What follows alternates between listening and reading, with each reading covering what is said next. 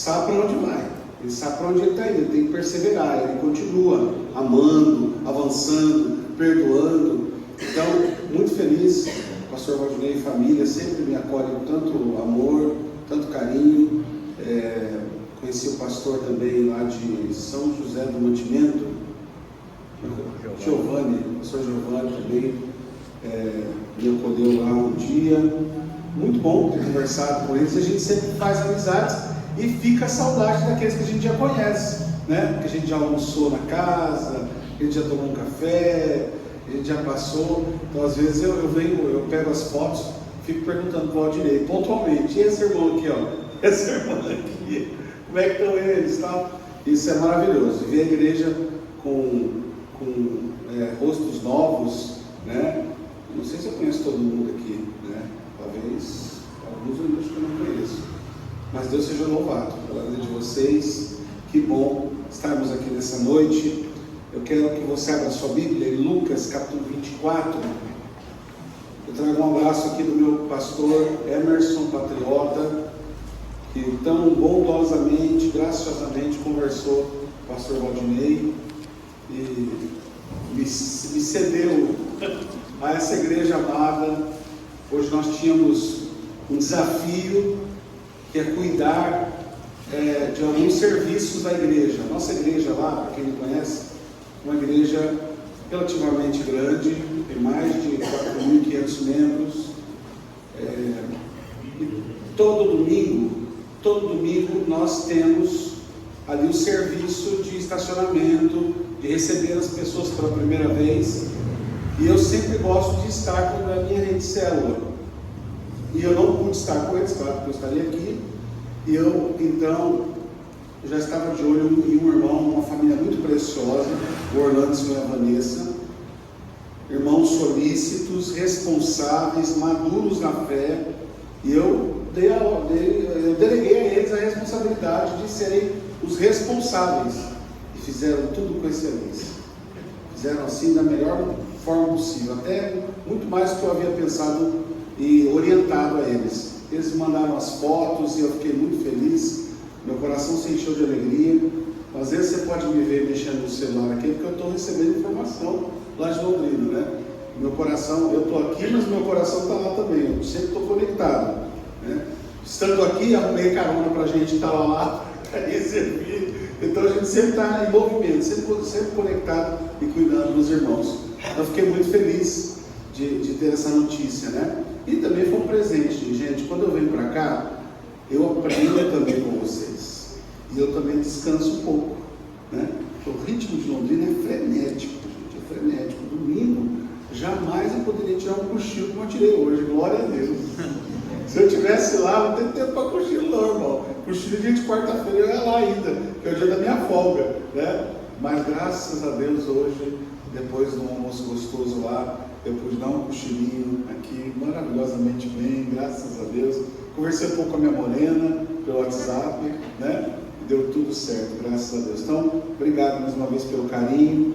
Os irmãos sempre me encontram aqui, né? Fica o carinho, a saudade, e isso é muito bom. Lucas, capítulo 24, no verso 13 em diante. Lucas, capítulo 24, verso 13 em diante. Jesus já havia ressuscitado e agora ele estava fazendo os seus primeiros passos rumo à sua ascensão. Ele iria subir, estar à direita de Deus. Ele iria enviar o Espírito Santo para que nós não ficássemos órfãos, para que ele continuasse essa caminhada com a gente, essa missão que nós temos aqui. Nós não estamos sozinhos. Sabia que você não está sozinho, amém? Amém. Você crê nisso, meu irmão? Amém. Você não está sozinho. Se um dia alguma coisa falar na sua mente, no seu coração, eu estou sozinho, eu estou solitário, é mentira do diabo. Porque o primeiro a estar com você é Jesus. O primeiro a estar com você é o Espírito Santo de Deus. E aí nós temos essa passagem maravilhosa, que está no verso 13 em diante. Vamos fazer a leitura? Lucas 24, verso 13. Naquele mesmo dia, 2 deles estavam de caminho para uma aldeia chamada Emaús, distante de Jerusalém, 60 estádios. E iam conversando a respeito de todas as coisas sucedidas. Aconteceu que, enquanto conversavam e discutiam, o próprio Jesus se aproximou e ia com eles. Os seus olhos, porém, estavam como que impedidos de o reconhecer. Então lhes perguntou Jesus: que é isso que vos preocupa e de que ides tratando à medida que caminhais? E eles pararam entristecidos. Um, porém, chamado Cleopas, respondeu dizendo: és o único, porventura, que, tendo estado em Jerusalém, ignoras as ocorrências destes últimos dias? Ele lhes perguntou quais, e explicaram o que aconteceu a Jesus o Nazareno, que era varão profeta, poderoso em obras e palavras diante de Deus e diante de todo o povo, e como os principais sacerdotes e as nossas autoridades o entregaram para ser condenado à morte e o crucificaram. Ora, nós esperávamos que fosse ele quem havia de redimir a Israel, mas depois de tudo isso, é já este o terceiro dia desde que tais coisas sucederam. É verdade também que algumas mulheres das que conosco estavam nos surpreenderam, tendo ido de madrugada ao túmulo e não achando o corpo de Jesus, voltaram dizendo terem tido uma visão de anjos, os quais afirmam que ele vive. De fato, alguns dos nossos foram ao sepulcro e verificaram a exatidão do que disseram as mulheres, mas não viram. Então lhes disse Jesus: honestos e tardos de coração para crer tudo o que os profetas disseram, porventura não convinhas que o Cristo padecesse e entrasse em sua glória? E, começando por Moisés, discorrendo por todos os profetas, expunha-lhes o que a seu respeito constava em todas as Escrituras. Quando se aproximavam da aldeia para onde iam, fez ele menção de passar adiante, mas eles o constrangeram, dizendo: fica conosco, porque é tarde, e o dia já declina. E entrou para ficar com eles. E aconteceu que, quando estavam à mesa, tomando ele o pão, abençoou, e tendo partido, lhes disse. Então se lhes abriram os olhos e reconheceram, mas ele desapareceu da presença deles. E disseram um ao outro: porventura não nos ardia o coração quando ele pelo caminho nos falava, quando nos expunha as Escrituras? E na mesma hora levantou-se e voltaram para Jerusalém, onde acharam reunidos os 11 e outros com eles, os quais diziam: o Senhor ressuscitou e já apareceu a Simão. Aleluia. Então os dois contaram o que lhe acontecera no caminho e como fora por eles reconhecido no partir do pão. Aleluia. Louvado seja Deus pela sua palavra. Vamos orar mais uma vez. Feche teus olhos. Pai, graças te damos pela tua palavra linda. Ministra o nosso coração. Precisamos da tua presença. Precisamos do teu amor, da tua graça sobre nós. Obrigado, Pai, que o Senhor continue a guiar-nos neste caminho, como o Senhor fez com estes discípulos. Talvez o coração frustrado, triste, angustiado, mas o Senhor é quem nos dá esperança, nos dá vida e nos dá propósito. Obrigado por esse tempo. Oramos pelos méritos de Cristo Jesus. Amém. Amém. Amém.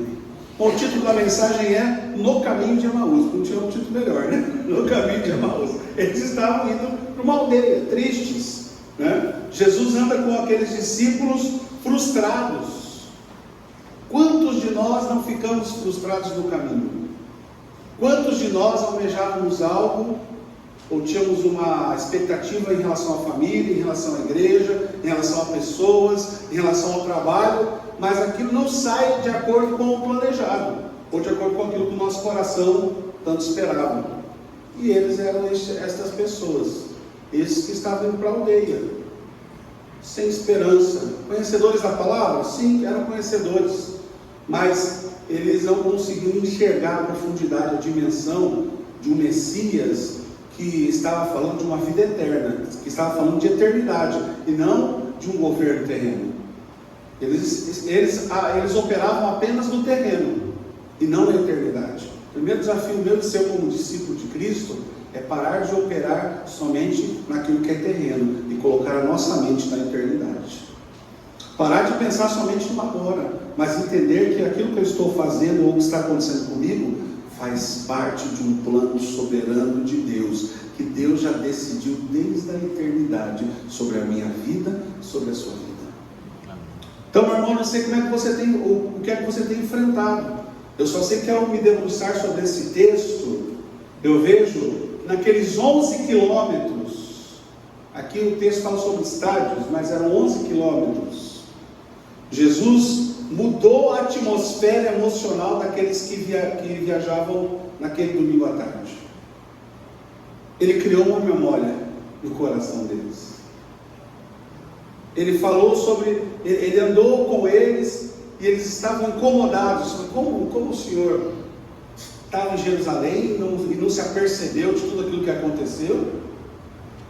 E aí, ao começar o diálogo com eles, no final nós encontramos a seguinte afirmação: não queimava o teu coração também quando ele expunha as Escrituras?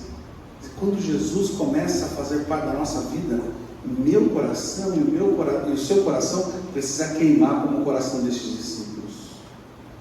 O nosso coração precisa queimar pela família, precisa queimar pelo filho, precisa queimar pela esposa, a esposa pelo marido, ambos pela igreja, pela missão que Deus nos dá. Essa vida é passageira, nós não vamos levar nada daqui. Recentemente aconteceu uma tragédia na nossa igreja, onde um irmão muito querido deu cabo da sua própria vida. Um irmão envolvido com muitas coisas. Mas como nós não somos Deus no sentido de olhar dentro do coração do homem, é perceptível de que o homem pode viver uma vida dupla. Ele até consegue uma certa altura, depois ele não consegue mais. É lastimável quando o homem prova da afirmação de que de fato o salário do pecado é a morte.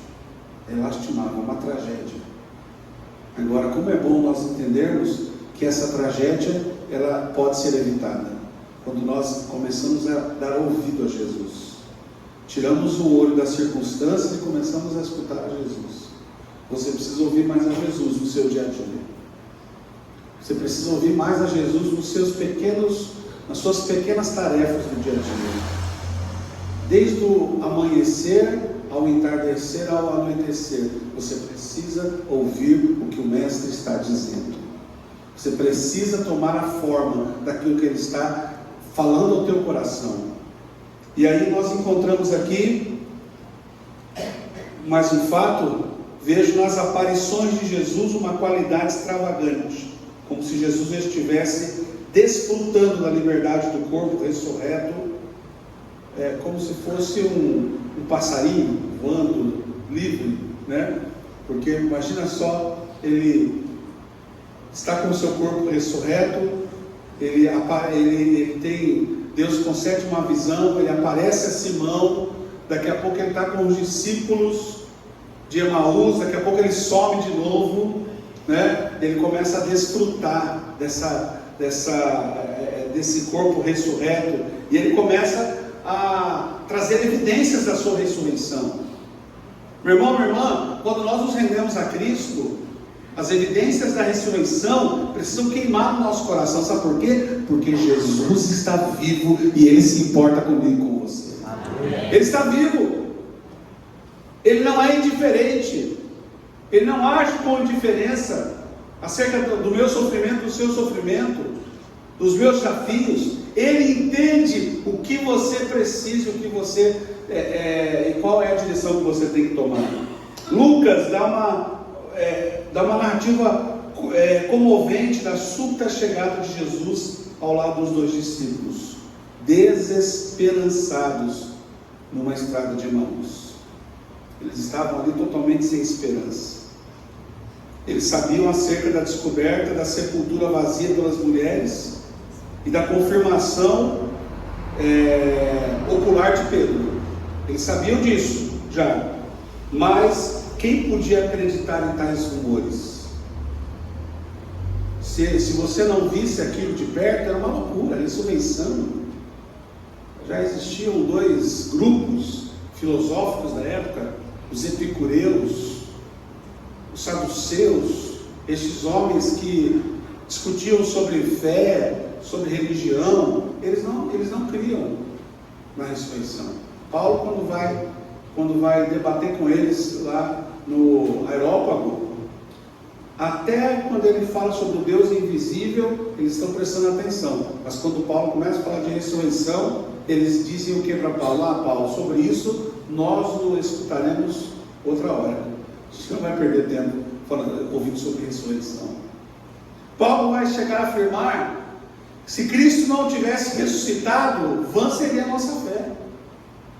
Meu irmão, a ressurreição precisa ser o selo de fé e de esperança no meu e no seu coração todos os dias da nossa vida.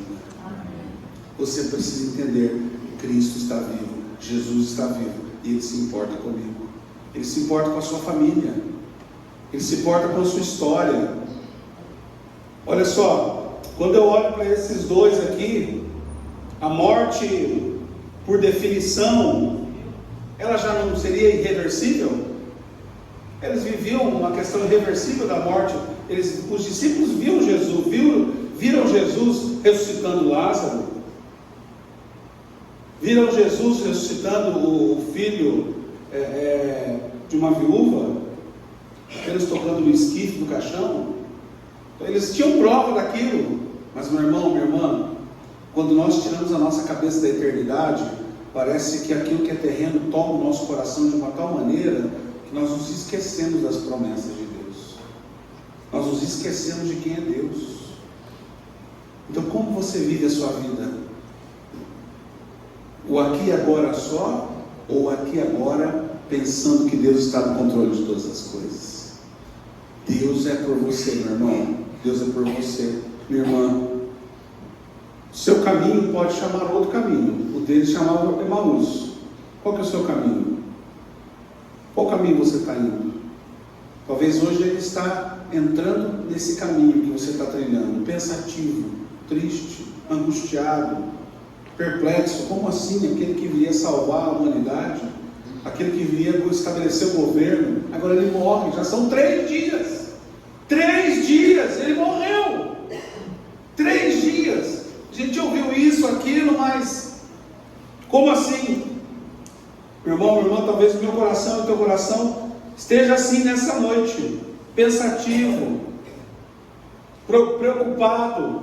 Nós esperávamos que fosse Ele quem redimisse a Israel. Um deles disse com evidência de uma grande decepção: a gente esperava que Ele ia dar um jeito, Ele nos enganou. Era uma mistura de tristeza e decepção. Talvez o meu coração e o seu coração possa estar experimentando isso hoje.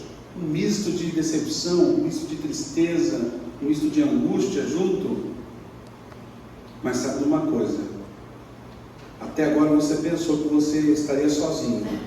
Jesus agora aparece do seu lado, começa a caminhar e conversar com você. E aí você pode ter certeza, as coisas vão mudar. Porque se mudou para esses dois aqui, o coração deles queimou. O seu coração vai queimar nessa noite de novo, em nome de Jesus. Seu coração, o nosso coração tem que queimar por Jesus. Meu irmão, minha irmã, quando eu olho para alguns exemplos, algumas pessoas, até na liderança que a gente estabelece lá na igreja, que a liderança é você se expor em favor do outro, né? Você pede para o outro andar junto com você, você expõe a sua confiança, um pedacinho do seu ombro vai junto com aquela outra pessoa. Então, se ela faz uma coisa boa, um pedacinho da coisa boa vem para você. Mas se ela faz uma coisa errada, um pedacinho da coisa errada também vem para você. E às vezes eu estou ali andando com alguns, falando sobre a missão, sobre a vida com Jesus, e alguns entendem que eles estão ali para a glória de Deus. Outros não entendem e fazem porque alguém pediu para fazer. E aí eu fico pensando, eles precisam ter um encontro com Jesus no caminho deles, porque o coração tem que arder. Meu irmão, teu coração tem que arder por ler a palavra de Deus. Sabe qual é o meu maior desafio hoje? É de não ler a Bíblia só quando eu estou fazendo sermão. Hoje a minha maior luta como pastor hoje é de ler a Bíblia só quando eu estou lendo. Eu preciso ler para desfrutar da palavra, entende? Desfrutar de quem é Jesus, desfrutar da presença dele, ficar com ele na solitude, desfrutando das promessas dele. O meu coração precisa queimar, essa chama tem que acender, tem que arder, tem que queimar por Jesus.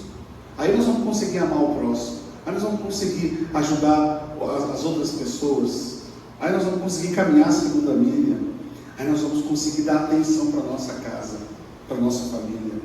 Se o nosso coração queimar por ele, nós vamos cumprir com a missão que é dele. Nós vamos entender que é um privilégio fazer parte da missão, e não só fazer aquilo que me é oportuno ou aquilo que convém que eu faça. Eu preciso fazer aquilo que ele quer que eu faça para a glória dele. Isso vai custar, meu irmão, vai custar para mim e para você, não é nada de graça.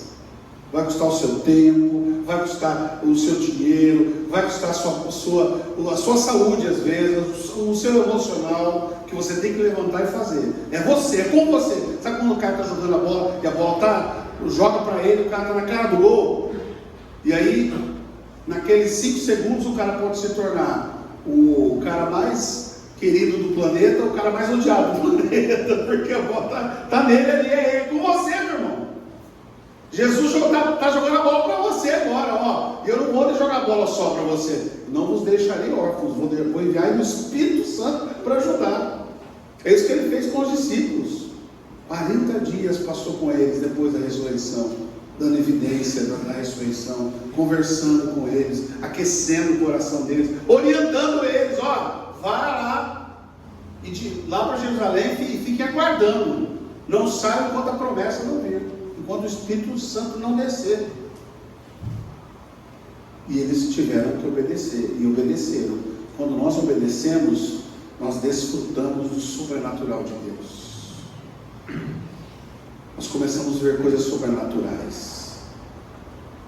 Tem uma família lá na igreja, a Jovira, não sei se eu contei dela aqui já, não lembro agora, mas um dia a Jovira sentada no banco falou: pastor, um dia toda a minha casa, toda a minha família vai estar sentada do meu lado. E de fato isso aconteceu. Todos se renderam a Cristo, alguns permaneceram, outros não, porque é uma história bem complexa. Mas eu via no coração dela um coração de uma discípula de Jesus que estava queimando, estava ardendo na presença de Deus, em fé, em crer que aquilo ia acontecer. E ela orava, ela fazia parte dela, e até hoje ela não desiste, ela permanece.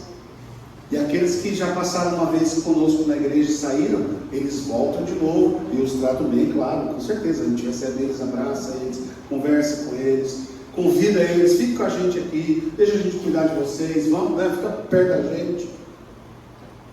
Mas alguns ainda não se firmaram, mas aconteceu. Então, meu irmão, quando eu e você obedecemos a Deus, ouvimos a voz de Deus, coisas extraordinárias começam a acontecer na minha vida, na minha casa, na minha história. Obedeça a Deus, seja zeloso, tenha temor, não faça porque fulano mandou você fazer, não ore porque o pastor está dizendo para você orar, ore porque você tem necessidade de oração, não leia a Bíblia porque você tem necessidade de ouvir as promessas de Deus, você precisa se alimentar, você tem que se alimentar da palavra. Olha só, meu irmão, quando os dois voltavam depressa para Jerusalém, eles encontram os 11 reunidos, a portas trancadas. Eles despejam sua incrível história, que corrobora com o que Pedro já sabia: Jesus está em algum lugar vivo. Uma história maravilhosa. Sem advertência, quando os duvidosos ainda discutem a questão, o próprio Jesus aparece no meio deles. Ele não entra pela porta, ele aparece. Opa, você está falando de mim aqui? Imagina aquela discussão ali, ó. Um pouco dentro da casa, tudo assim, será que é verdade? Aí Pedro, não é verdade, não sei o que, chega dois lá de Emaús, aconteceu mesmo isso, mas será que é verdade? Mas será que Jesus está vivo? E Jesus de repente dá um sustinho neles, né? Ele não entra pela porta, ele aparece no meio do povo. Meu irmão, como é maravilhoso servir esse Jesus. Como é maravilhoso. Os momentos mais difíceis da nossa vida, de dúvida, de sufoco, de tragédia, Jesus aparece na nossa vida desse jeito, de repente. Ele aparece e fala, opa, eu comando tudo isso aqui, deixa comigo que vai dar tudo certo. É Ele que aparece no nosso barco quando ele está sendo agitado, jogado para um lado e para o outro, com ondas ferozes. Ele fala, quieta-te, mar, vento, quieta-te. É sobre esse Jesus, meu irmão, minha irmã, que eu estou pregando para vocês hoje aqui. É sobre esse Jesus vivo, que nos escolheu, que nos tirou do império das trevas. Quantas pessoas aí ainda vivem no império das trevas, sufocadas pelo pecado, com lama até o pescoço, morrendo aos poucos por causa do pecado, achando que está tudo bem, enganadas por Satanás. E nós temos o privilégio de termos a palavra de Deus. Nós temos o privilégio de estarmos aqui reunidos como uma grande família, ouvindo a palavra, coisa maravilhosa. Meu irmão, minha irmã, Jesus ele faz uma declaração que eu não sou um fantasma, porque eles assustaram. Eu já pensou, cara, o ser humano é difícil mesmo, né? Um bichinho complicado, né, tal de ser humano. Jesus dando evidência que ele ressuscitou, falou com Pedro, falou, ele apareceu, e os caras ficavam com medo pensando que ele era um fantasma. E não é a primeira vez que ele tem que afirmar que ele não é um fantasma. Lembra quando Jesus está